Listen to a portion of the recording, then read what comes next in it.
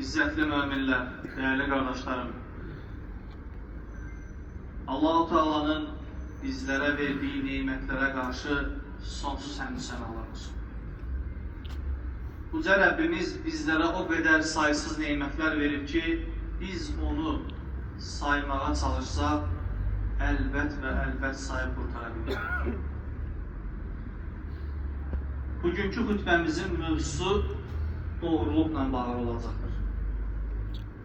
Doğruluk, Müslümanın hayatında zineti olacak en önemli, onu dünya ve ahirette saadet ve salamata çatdıracak en güzel Peygamberimiz sallallahu aleyhi ve sellem tarafından tövsiye olunan bir numune. Bildiğimiz gibi Allah Azze ve Celle öz peygamberlerini hususi seçmiş ve onlara güzel ve bizler için numune olan değerler nakşetmiştir. Bilirik ki peygamberlerin diğer insanlardan hususiyle 5 sıfatı var ki onlar Peygamberler sallallahu aleyhi ve sellemlerden daha çok şahit olunur. Onlardan biri de sıdkiyet, doğru olmak. Okuduğum ayet-i cellede Uca Rabbimiz buyurur ki, ey iman edenler, tekvalı olun, Allah'tan korkun ve sadık kimselerle beraber olun. Dikkat edelim, Allah Azze ve Celle demir yalancılarla olun. Demir sabredenlerle olun. Allah-u Teala bizlere sadık kimselerle yoldaşlık etmeyi, onlarla beraber olmağı emrediyor. Meşhur bir kıssa var. Muttefakun aleyh olan bir kıssa var. Bizden önceki zamanlarda olmuş, Allah Resulü sallallahu aleyhi ve sellem rivayet ettiği 3 neferin kıssası. Onlar yola çıkırlar ve akşam olup bir mağaraya sığınırlar. Bu esnada bir qaya yuvarlanarak qayanın ağzını tutur. Ve içlerinden biri belə deyir: bizi buradan kurtaracak, bizi buradan xilas edecek ancak ve ancak salih əməllərimiz olabilir. Ve 3 neferden biri belə dua etmeye başladı. Ey Rabbim, benim xeyli ixtiyar ata-anam var. Ben onlara hizmet edirdim. Bir gün yem arkasınca giderken geç qayıtdım ve gördüm ki onlar yatıb. Ben südü sağıp sabaha kadar onların başına gözlədim. Ve seher açılınca ilk olarak onlara ikram ettim. Ya Rabbim, bu əməlim senin rızan üçündürsə, bu bəlanı bizden kaldır diye dua ettim. Ve Allah Azze ve Celle o qayanın biraz tərpənməsinə səbəb olur. İkincisi belə dua edir: Ya Rabbim, mən bir əmin kızı vardı, mən onu çok sevirdim, ona sahip olmak istirdim, lakin o bundan imtina etdi. Qıtlıq zamanında bir gün özünü mənə təqdim etmək istədi, 120 dirhəm qarşılığında ve ona sahip olacağım vaxt mənə belə dedi: dinin əmirlərinə uygun olarak mənə sahip ol, Allah'tan kork, mən də Allah'tan korktum ve bu əməlimdən çəkindim.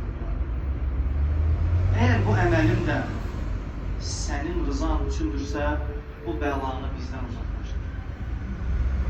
Allah Azze ve Celle həqiqətən də bu qayanı biraz tərpədir, ama yenə sabit olur. Üçüncüsü belə dua edir: ey Rabbim,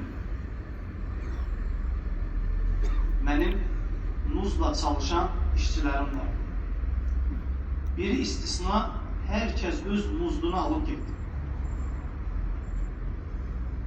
Bir gün həmin insan gəlir ki, ey Allahın qulu, mənim haqqımı ver. Və mən də həmin insanın haqqını sərmayə qoydum. Dəvələr, qoyunlar, keçilər və kölələr halında ona təqdim etdim. O mənə dedi ki, məni məsxərəyə qoyma. Dedim, xeyr, mən səni məsxərəyə qoymuram. Bunlar sənin mülkündür. Və o həmin insan onu alır və gedir. Və dua edirəm, əgər bu əməlim sənin rızan üçündürsə, bu qayanı çək və biz buradan çıxaq və Allah Azza və Cəllə onların duasını qəbul edir və həmin insanlar oradan çıxır. Burada diqqət çəkəcəyimiz bir məqam var. Düşünək qardaşlar, 3 dənə salih dua, 3 dənə salih insanın duası. Əgər o 3-dən biri salih olmasaydı, Allah Azza və Cəllə o qayanı tərpədəcəkmi? Onlar oradan çıxa biləcəklərmi? Xeyr. Deməli, yoldan öncə yoldaş önəmlidir. Əgər sən salih kimsələrlə bərabər olarsansa, Allah Azza və Cəllə muhaqqaq ki, sənə bir çıxış yolu göstərəcək. Səni hər darlıqdan şübhə yox ki, bir asanlıq verəcək. Və necə ki, bu qissədə biz bunu müşahidə edirik. Və Peyğəmbərimiz sallallahu aleyhi və səlləm bir hədis şərifində belə buyurur. Şübhəsiz ki, söz və əməldə doğruluq insanı xeyrə və yaxşılığa yönəldir. Yaxşılıq isə cənnətə aparır. İnsan doğru danışa-danışa Allah qatında sıddıq kimi yazılar. Baxın, Peyğəmbərimiz nə buyurur?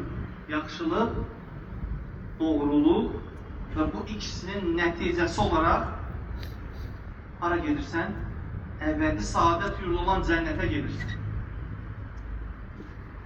Əgər bunlar olmasa, cənnətə gedən yolun kəsiləcək Allah göstərməsin. Və arxasınca buyurur Peyğəmbərimiz sallallahu aleyhi və səlləm, yalan isə azğınlığa aparır. Azğınlıq da cəhənnəmə sürükləyir. İnsan yalan danışmağı vərdiş halına gətirəndə Allah qatında kəzzab kimi yazılar buyurur. Allah göstərməsin. Baxın, insan, bu dil elə bir şeydir ki, dilin sümüyü yoxdur. İnsan gərək bu dilini hər zaman haqqa alışdırsın, doğruya alışdırsın. Öz əleyhinə olsa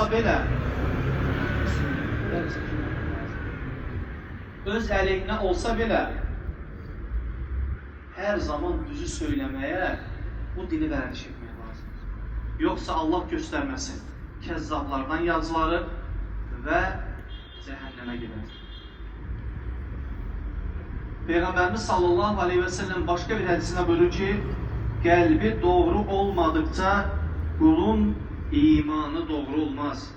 Dili doğru olmadıqca da qəlbi doğru olmaz.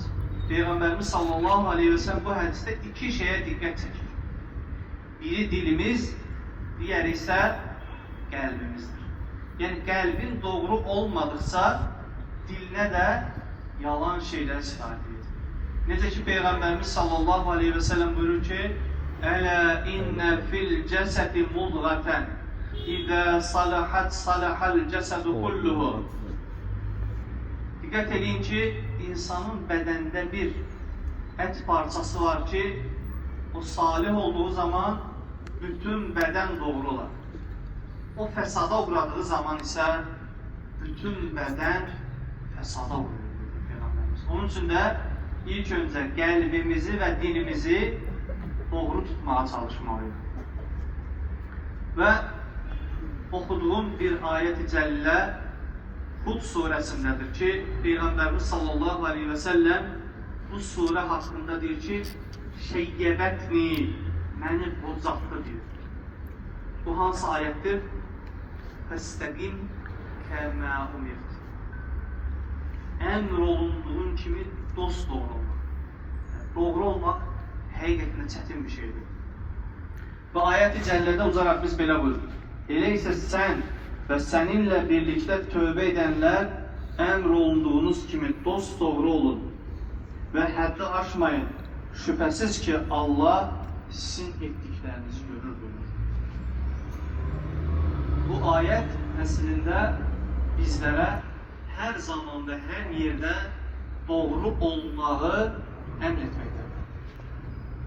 Başqa biri, sahabədən birisi gəlir ki, ey Allahın Rasulü, İslamiyyət haqqında mənə elə bir nəsiyyət elə ki, sizdən sonra heç kimdən heç nə soruşmağıma ehtiyac olmasın. Öyrədəcəyiniz şey mənə ömrümün sonuna qədər kifayət edəcəyi mənə nəsiyyət etdiyə Peyğəmbərimiz sallallahu aleyhi və səlləmdən nəsiyyət istəyir. Peyğəmbərimiz sallallahu aleyhi və səlləm buyurur ki, Allah'a inandım de və sonra doğru ol buyurur. Baxın, Peyğəmbərimiz sallallahu aleyhi və səlləm iki şey öyrədir. Allah'a inant, arxasınca İslamiyyətin bizdən tələb etdiyi nədir? Doğruluqdur, sıdqiyyətdir, əmniyyətdir. Və başqa bir hədisdə Peyğəmbərimiz sallallahu aleyhi və səlləm belə buyurur. Daima doğruluğu araşdırın. Təhlükəni doğruluqda görsəniz belə doğruluqdan ayrılmayın. Çünki qurtuluş ancaq ondadır. Çünki qurtuluş ancaq doğruluqdadır. Allah-u Teala bizlərə də doğru olmağı nəsib eləsin.